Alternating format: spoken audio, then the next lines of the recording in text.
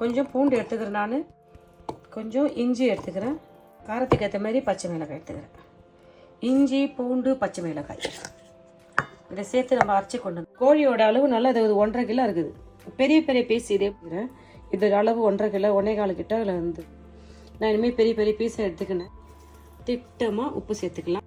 ஒரு 2 ஸ்பூன் உப்பு சேர்த்துக்கலாம். நம்ம அரைச்சி கொண்டு வந்த இந்த இஞ்சி பூண்டு பச்சை மிளகாய் பேஸ்ட் சேர்த்துக்கலாம். எல்லாத்தையுமே போட்டுக்கலாம். அரைச்சி கொண்டு வந்த மசாலா சேர்த்துட்டோம். திட்டமாக கொஞ்சம் ஆயில் சேர்த்துக்கலாம்.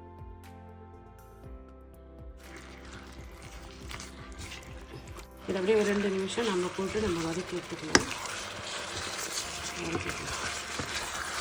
நல்லா அழகாக அந்த உப்பு இஞ்சி பூண்டு பச்சை மிளகாய் இந்த காரம்லாம் இது இறங்குற மாதிரிக்கு அந்த வதக்கி 2 கேள்வி எடுத்துக்கலாம்.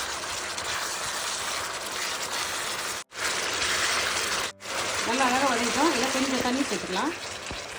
கொஞ்சம் தண்ணி விடும். அதே தண்ணி வேணாம், சும்மா ஒரு 1/2 கப் தண்ணி வச்சுக்கிறேன். நான் 1/2 கப் தண்ணி, ஒரு 200 மில்லி தண்ணி இருக்குது. மூடி போட்டு ஒரு 5 நிமிஷம் வேக வச்சு அப்படியே கொஞ்சம் கிளறி விடுவோம். அப்படியே இதெல்லாம் கொஞ்சம் திருப்பி கிளறி ஒரே பக்கமாக வேகுது. அதனால் கொஞ்சம் மாசம் தூக்கி போட்டுட்டு திருப்பி போட்டாச்சு. இது அப்படியே வேகுது. கொஞ்சம் மூடி போட்டு அப்படியே வேக வைக்கலாம். 1 டேபிள் ஸ்பூன் மிளகு, 1 டேபிள் ஸ்பூன் ஜீரகம், ஒரு 2 டேபிள் ஸ்பூன் அளவுக்கு மல்லி எடுத்துக்கிறேன். காரத்துக்கு ஏற்ற மாதிரி 5 காஞ்ச மிளகாய் எடுத்துக்கிறேன். நீங்கள் காரம் உங்களுக்கு அதிகம் வேணும்னா 1.5 கிலோ கறிக்கு நீங்கள் ஒரு 7-8 காஞ்ச மிளகாய் எடுத்துக்கலாம். இன்னும் 1 டேபிள் ஸ்பூன் அளவுக்கு மல்லி எக்ஸ்ட்ரா சேர்த்துக்கலாம். மிளகு சேர்த்துக்கலாம். உங்கள் விருப்பத்துக்கு ஏற்ற மாதிரி மல்லி, மிளகு, சீரகம் இது எல்லாத்தையும் உங்கள் விருப்பத்தை அதிகமாக ஆக்கிக்கலாம், கம்மி பண்ணிக்கலாம். இது அதிகமும் இல்லை கம்மியாக இல்லை, நான் திட்டமாக எடுத்துக்கிறேன். ஸோ அதனால் எனக்கு திட்டமாக இருக்குது. போதும், இது பொன்னிறம் வரது போதும். இதை அப்படியே நம்ம ஆற வச்சுட்டு இதை நம்ம பொடி செஞ்சுக்கலாம். இது ஆறட்டும். மற்ற பொருள் ஆறிடுது. இப்போ இது கூட நம்ம கொஞ்சம் 1/4 ஸ்பூன் மஞ்சள் தூள் சேர்த்துக்கலாம். 1 ஸ்பூன் அளவுக்கு சாட் மசாலா சேர்த்துக்கலாம். இதை அரைச்சி கொண்டு வந்துடலாம். போட்ட தண்ணி எல்லாம் செஞ்சு தண்ணி எல்லாம் வெந்து பக்காவாக வந்து இப்போ வந்துச்சா அவ்வளோதான். நான் போட்டு 1/2 கப்பு தண்ணி, கோழியில் இருக்கிற தண்ணி விட எல்லாம் சேர்ந்து அழகாக செஞ்சு வருது. நம்ம பொடி செஞ்சு வச்சுருந்தல இந்த பொடி வறுத்து பொடி செஞ்சோம் பாருங்கள். அந்த பொடி எல்லாத்தையும் போட்டுக்கலாம். நம்ம அது திட்டமாக தான் பொடி செஞ்சோம், அதனால் எல்லாத்தையும் போட்டுக்கலாம்.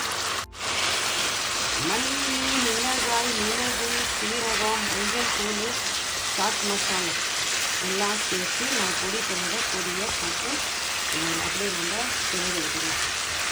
மசாலா எல்லாம் அப்படியே சிக்கனில் ஒட்டுற அளவுக்கு நல்லா அழகாக அது கலந்து எடுத்துக்கலாம். பாருங்க, இது கூட நம்ம அப்படியே கூட கொஞ்சம் லெமன் சேர்த்துக்கலாம்.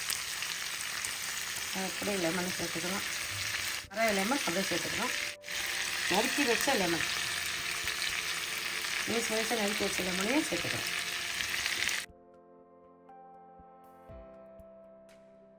பாருங்க எல்லாம் சூப்பராக நம்ம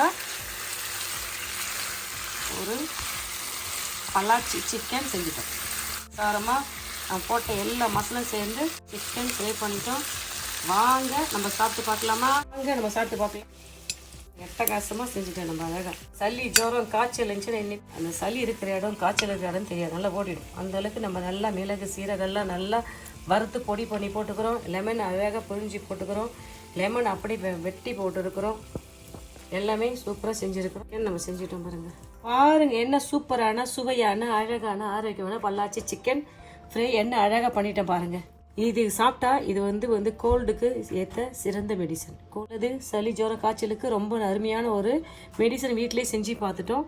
இங்கே பாருங்கள் எல்லா மசாலாவும் போட்டு பாருங்கள் என்ன சூப்பராக என்ன அழகாக வெந்துச்சு பாருங்கள். எல்லாம் ஒரு பீஸும் நல்லா பெருசாக அழகாக செஞ்சிட்டோம். சாப்பிட்டு பாருங்கள். நான் நினைக்கிறேன் இந்த வீடியோ உங்களுக்கு ரொம்ப யூஸ்ஃபுல்லாக இருக்குன்னு நினைக்கிறேன். நீங்களும் இதே மெத்தட் செஞ்சு பார்த்துட்டு நான் செஞ்ச இந்த பல்லாச்சி சிக்கன் ஃப்ரை எப்படின்னு சொல்லுங்கப்பா. இந்த வீடியோ பிடிச்சிருந்தா லைக் பண்ணுங்கள். உங்கள் ஃப்ரெண்ட்ஸுக்கும் ஃபேமிலிக்கும் தெரிஞ்சவங்க சொல்லி எனக்கு சப்ஸ்கிரைப் பண்ண சொல்லுங்கள். நீங்கள் கொடுக்குற இந்த சப்ஸ்கிரைபர் அந்த ஆதரவால் தான் என்னால் தொடர்ந்து வீடியோ போட முடியும். எனக்கு போட முடியலனாலும் உங்களுக்கு ஒரு நாளைக்கு ஒரு வீடியோ நான் போட்டுறேன். ஆனால் என்னோடய வீடியோ சப்ஸ்கிரைப் லெவல் ரொம்ப கம்மியாகினே போகுது. நான் இன்னும் தான் செஞ்சு வீடியோ போட்டாலும் நீங்கள் சப்ஸ்கிரைப் பண்ணாலும் யூடியூப் ஏஜென்ட்டிகிட்டேருந்து நான் வெளியே வரவே முடியாது. என்னோடய சப்ஸ்கிரைப் லெவல் அதிகமாக ஆக போகிறது இல்லைன்னு நினைக்கிறேன். நான் இது வரைக்கும் கிட்டத்தட்ட ஒரு 400 வீடியோ கிட்ட போட்டுருக்கிறேன். 1 மில்லியன் தாண்டி இருக்கலாம். ஆனால் யூடியூப் ஏஜென்ட்லேருந்து என்னால் வெளியே வர முடியல. நீங்கள் பார்த்தாலும் அவங்க சப்ஸ்கிரைப் அளவை கம்மி பண்ணினே இருக்கிறாங்க. வாரத்துக்கு ஒரு 1000 ஒரு 500 சப்ஸ்கிரைபரை அவங்க குறைச்சிட்டே வராங்க. இருந்தாலும் முடிஞ்ச அளவுக்கு நான் போட்டுன்னு தான் இருப்பேன். என்னோடய சப்ஸ்கிரைப் லெவல் அவங்க குறைச்சாலும் நான் போட்டுன்னு தான் இருப்பேன். தொடர்ந்து எனக்கு ஆதரவு கொடுங்க. நீங்கள் கொடுக்குற அந்த ஆதரவுக்காக இது வரைக்கும் கொடுத்ததுக்காக நன்றி சொல்கிறேன். இதுக்கு மேலே நீங்கள் கொடுக்க போகிறதுக்கும் உங்களுக்கு நன்றி சொல்கிறேன். இந்தாங்க, நீங்கள் சாப்பிட்டு பாருங்கள். நான் செஞ்ச இந்த பொள்ளாச்சி சிக்கன் ஃப்ரை எப்படின்னு சொல்லுங்கப்பா. பை. தேங்க்யூ.